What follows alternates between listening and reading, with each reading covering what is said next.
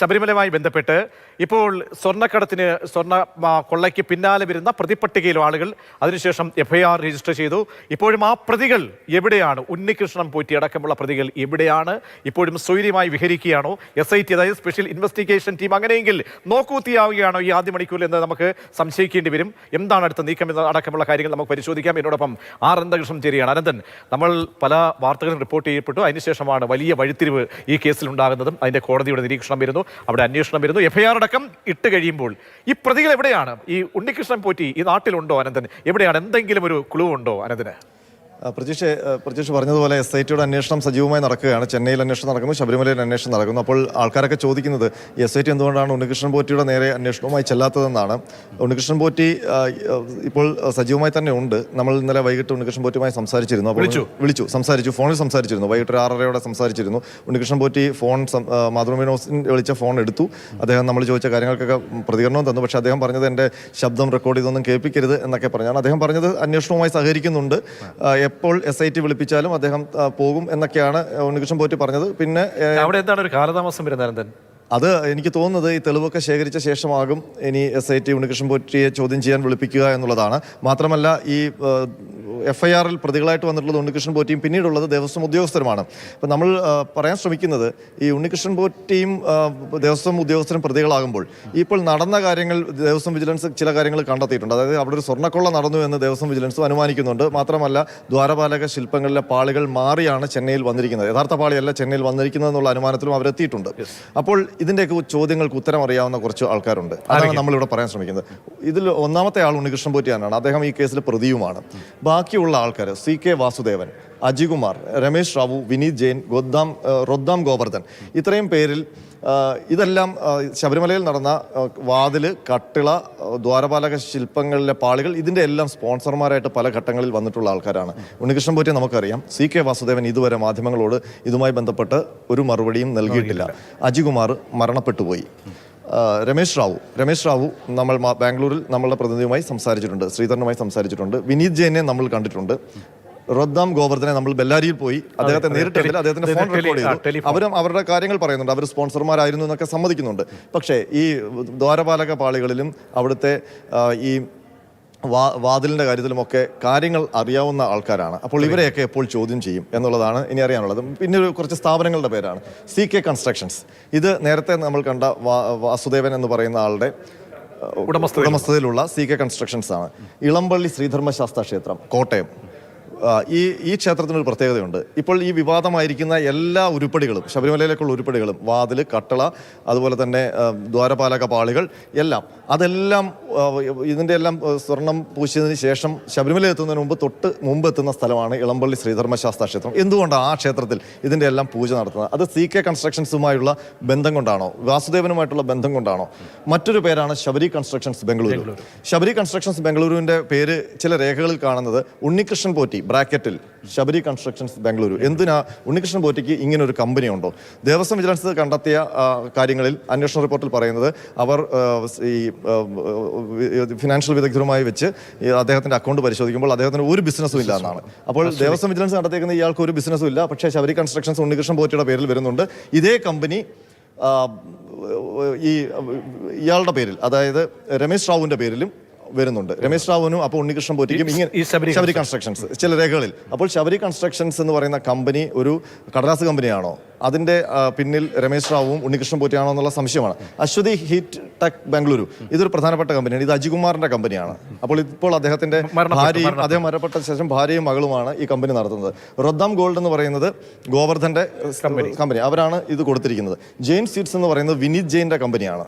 വിനീത് ജെയിൻ അതൊരു ആ ദ്വാരപാലക ശില്പങ്ങൾ ഒരു വീട്ടിൽ വെച്ച് പൂജിച്ച് വെച്ചേക്കുന്നതിന്റെ ഫോട്ടോ കണ്ടാൽ അതിൻ്റെ അടിയിൽ ജെയിൻ സീഡ്സിന്റെ ഒരു കവർ കാണാം. അത് ഈ വിനീത് ജെയിൻ്റെ കമ്പനിയാണ്. ഈ കമ്പനികൾക്കെല്ലാം ഇതുമായി ബന്ധമുണ്ട്. പിന്നീടുള്ള പേരുകളാണ് പങ്കജ് ഭണ്ഡാരി, നാഗേഷ്, കൽപേഷ്, ശങ്കർ, സുരേഷ്. ഇതിൽ പങ്കജ് ഭണ്ഡാരി നമുക്കറിയാം, സ്മാർട്ട് കൺസ്ട്രക്ഷൻസിന്റെയും മന്ത്രയുടെയും ഉടമയാണ്. നാഗേഷ് ആരാണ്? നാഗേഷാണ് ദ്വാരപാലക ശില്പങ്ങളുമായി ഹൈദരാബാദിലേക്ക് പോയത്, ഹൈദരാബാദിൽ നിന്ന് ചെന്നൈയിലേക്ക് പോയത്. അത് ആരാണെന്ന് ഇപ്പോഴും അറിയത്തില്ല. കൽപേഷാണ് ഈ ദ്വാരപാലക ശില്പങ്ങൾ സ്വർണം പൂശിയ ശേഷം ചെന്നൈയിൽ നിന്ന് ഏറ്റുവാങ്ങുന്നത്. ശങ്കർ എന്ന് പറയുന്ന ആൾ പീഠങ്ങളുടെ മോൾഡ് എടുക്കാൻ വേണ്ടി, അതിൻ്റെ വാക്സ് മോൾഡ് എടുക്കാൻ വേണ്ടി സന്നിധാനത്ത് പോറ്റി വിട്ട ആളാണ്. അതൊരു ആശ്ചര്യമാണെന്ന് പറയുന്നു. ഈ ശങ്കർ തന്നെയാണോ നാഗേഷ്? ഈ നാഗേഷും ശങ്കറും ഒരാളാണോ? അങ്ങനെ ഒരു സംശയം. അതായത് അതെന്താണെന്ന് വെച്ചാൽ ചില രേഖകളിൽ ഈ രമേശ് റാവു എന്നുള്ള പേര് പലതാണ്. രമേശ് റാവു എന്നുള്ള പേര് ദേവസ്വം രേഖകളിൽ കാണുന്നുണ്ട്, ചില സ്ഥലത്ത് ആർ രമേശ് എന്നും കാണുന്നുണ്ട്. അത് രണ്ടും ഒരാളാണോ? അതുപോലെ തന്നെയാണ് സുരേഷ്. ഈ പീഠം പിന്നീട് തിരിച്ചു കൊണ്ടുവരുന്ന ആളാണ് ഉണ്ണികൃഷ്ണൻ പോറ്റിയുടെ സുഹൃത്തായ സുരേഷ് എന്ന ദേവസ്വം വിജിലൻസിന്റെ കണ്ടെത്തലിൽ കാണുന്നുണ്ട്. അപ്പോൾ ഈ പേരുകൾ, ഈ പങ്കജ് ഭണ്ഡാരി ഒഴിച്ച് നാഗേഷ്, കൽപേഷ്, ശങ്കർ, സുരേഷ്, ഇതെല്ലാം ആരാണ്? അതായത് ഈ പറയുന്ന കൺസ്ട്രക്ഷൻസുകളിലൂടെ അവരുടെ കമ്പനികളിലൂടെ കടന്നു പോകണം, അതിന്റെ പേരുകളിലൂടെ കടന്നു പോകണം. ഈ പേര് തന്നെ, ആ പേരുകാർ തന്നെയാണോ ഈ കഥാപാത്രങ്ങൾ എന്ന് സ്ഥിരീകരിക്കണം. അപ്പോൾ ഒരു വലിയൊരു ടാസ്ക്കാണ്. തീർച്ചയായിട്ടും അന്വേഷണ SITയുടെ മുന്നിൽ ഇനി വലിയൊരു ടാസ്ക്കാണ്. കാരണം ദേവസ്വം വിജിലൻസ് കണ്ടെത്തിയിരിക്കുന്ന അന്വേഷണ റിപ്പോർട്ടിലുള്ള പേരുകളാണ് ഈ കാണുന്നതൊക്കെ. അപ്പോൾ ഇതിൽ പങ്കജ് ഭണ്ഡാരിയെ നമുക്കറിയാം. പങ്കജ് ഭണ്ഡാരിയാണ് സ്മാർട്ട് ക്രിയേഷൻസിൻ്റെയും മന്ത്ര ഗോൾഡ് കവറിങ്സിൻ്റെയും ഉടമ. ഈ പങ്കജ് ഭണ്ഡാരിയുമായി ബന്ധപ്പെട്ടുള്ള മൊഴികളിലാണ് നാഗേഷ്, കൽപേഷ്, ശങ്കർ, സുരേഷ് എന്നീ പേരുകൾ വരുന്നത്. നാഗേഷ് ഈ ഹൈദരാബാദിൽ ഈ പാളിയുമായി ഹൈദരാബാദിൽ നിന്ന് ചെന്നൈയിലേക്ക് പോകുന്ന ആളാണ്. കൽപേഷ് ആ പാളി ചെന്നൈയിൽ വെച്ച് ഏറ്റുവാങ്ങുന്ന ആളാണ്. ഈ രണ്ടു പേരുകളിൽ ഇപ്പോഴും ആശയക്കുഴപ്പമാണ്. അതുപോലെ തന്നെ ശങ്കർ, സുരേഷ്, ഈ രണ്ടുപേരും, ഈ ശങ്കർ തന്നെയാണോ നാഗേഷ് എന്നുള്ള കാര്യത്തിലാണ് സംശയം. അതുപോലെ തന്നെ സുരേഷ് ആരാണെന്നുള്ള കാര്യത്തിലും ഇപ്പോഴും ഒരു വ്യക്തതയില്ല. ഏതായാലും ഇതൊന്നും FIRലുള്ള കാര്യങ്ങളല്ല. FIRൽ ഇവരാരുമില്ല.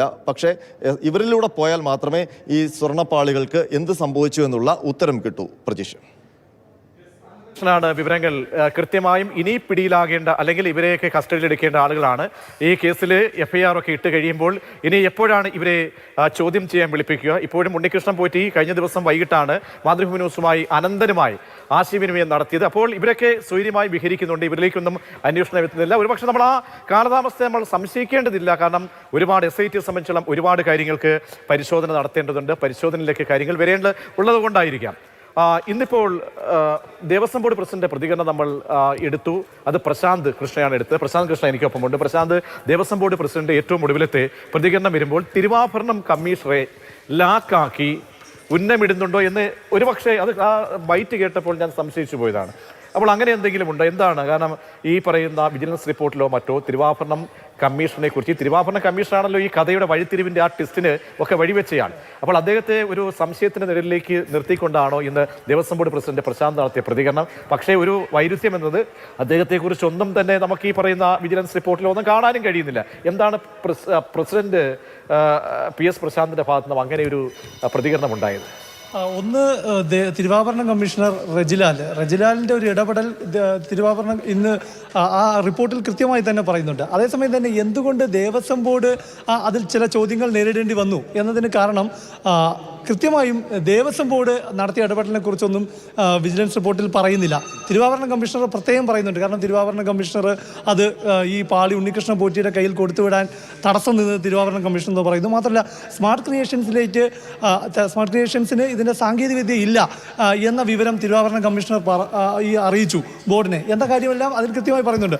അപ്പോൾ പിന്നെ എന്തുകൊണ്ട് ബോർഡ് സ്മാർട്ട് ക്രിയേഷൻസിലേക്ക് പോയി എന്ന ചോദ്യമെല്ലാം ഉയർന്നത് അതുകൊണ്ടാണ്. അപ്പോൾ ഇന്നിപ്പോൾ ഈ ഉണ്ണികൃഷ്ണൻ പോറ്റി കൈവശം കൊടുത്തുവിടാതിരിക്കാനുള്ള കാരണം ബോർഡ് തന്നെയാണ്. ആ ക്രെഡിറ്റ് തിരുവാഭരണം കമ്മീഷണർക്കുള്ളതല്ല, ബോർഡിനുള്ളതാണ്. കാരണം ബോർഡ് തിരുവാഭരണം കമ്മീഷണർക്ക് 2024 അയച്ച കത്തുകളൊക്കെയാണ് അതിനെ അടിസ്ഥാനമാക്കി PS പ്രശാന്ത് വിശദീകരിക്കുന്നത്. ഇതെല്ലാം പറയുമ്പോഴും ഇത്തവണ ഉണ്ടായ ഈ സ്പെഷ്യൽ കമ്മീഷണർ അറിയിക്കാത്തതാണല്ലോ ഇപ്പോൾ ഈ സംഭവങ്ങളെല്ലാം തന്നെ പുറത്തു വരാനുള്ള കാരണമായത്. അപ്പോൾ ഈ സ്പെഷ്യൽ കമ്മീഷണറെ അറിയിക്കാത്തത് തിരുവാഭരണം കമ്മീഷണർ ഇപ്പോൾ ഈ ദേവസ്വം വിജിലൻസിൻ്റെ റിപ്പോർട്ടിൽ പറയുന്ന ഈ തിരുവാഭരണം കമ്മീഷണറുടെ വീഴ്ചയായാണ് ഈ PS പ്രശാന്ത് പറയുന്നത്. അതിന് കാരണം എന്തെന്നാൽ അദ്ദേഹമായിരുന്നു ഇത് സ്പെഷ്യൽ കമ്മീഷണറെ അറിയിക്കേണ്ടതെന്നാണ്.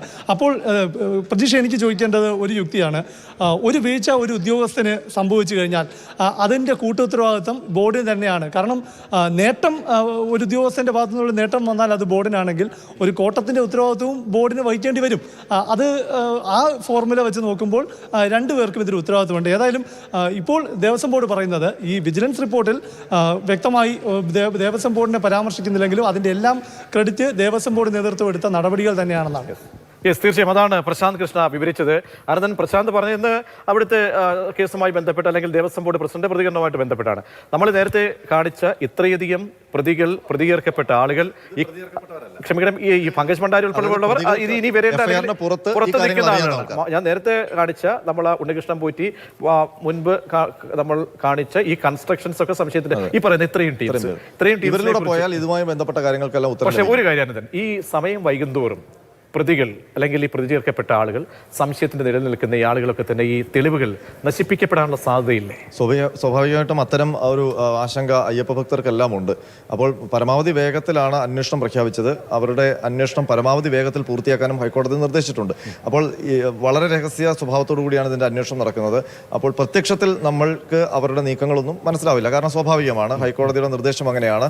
FIR പോലും പരസ്യപ്പെടുത്തിയിട്ടില്ല ഇതുവരെ. FIRൽ എന്താണ് ഉള്ളത്, ഈ പ്രതികളുടെ പേരും അവർക്ക് എതിരെ ചുമത്തിയിരിക്കുന്ന ഈ വകുപ്പുകളും അല്ലാതെ എന്തൊക്കെയാണ് ഇവർ ചെയ്ത കുറ്റങ്ങൾ എന്ന് പ്രതിപാദിക്കുന്ന ഭാഗമൊന്നും ഇതുവരെ വെളിപ്പെടുത്തിയിട്ടില്ല.